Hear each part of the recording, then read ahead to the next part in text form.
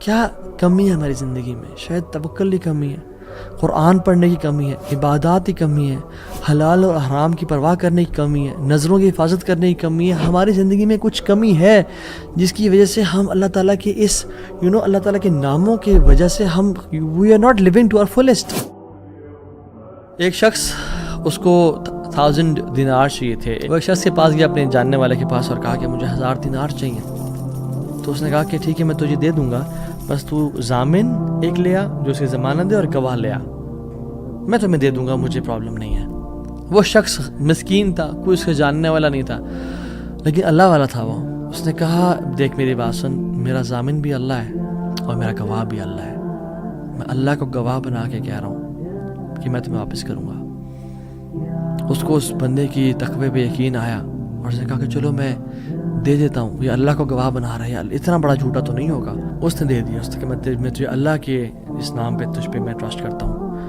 یہ شخص پیسے لے کے اس نے کاروبار کرنا تھا، یہ چلا گیا. یہ جب کشتی پہ بیٹھا، سوار ہوا، دوسری طرف اترا، اپنا کام شام کیا، واپس آیا. جو دن اور جو مقرر وقت طے ہوا تھا، جب وہ کشتی پہ آیا واپس، ایک سمندر کے پار یہ شخص تھا، تو جو لاسٹ کشتی تھی وہ نکل گئی.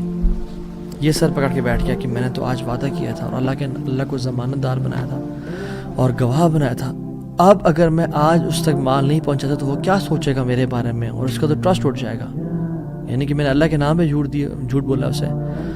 تو آخری کشتی چلی گئی تھی. اس کے بعد تو کشتی نے اس دن جانا نہیں تھا. تو اس نے کیا کیا کہ یا اللہ میں نے تجھے ضمانت دار بنایا ہے اور تجھے میں نے گواہ بنایا ہے، تو تیرا کام ہے اس مال کو پہنچانا.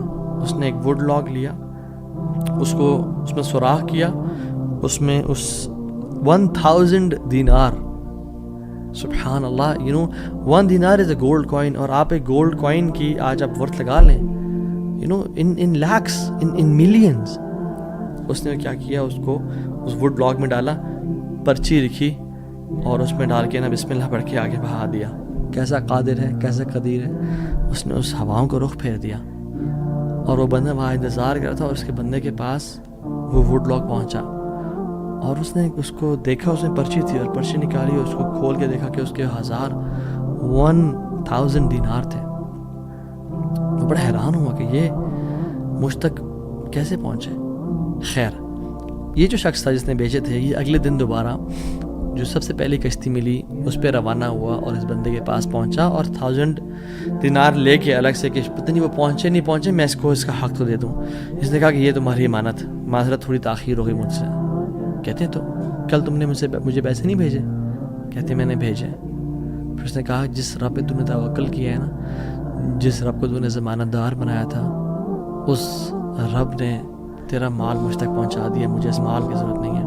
اللہ تعالیٰ کے نام جو مسلمان جانتا ہو کہ میرا رب میں یہ کوالٹیز ہیں، اور یہ تو صرف 3 ہیں اور ہزاروں ہیں اس کے علاوہ، وہ کیسے بات آتے پریشان ہو سکتا ہے؟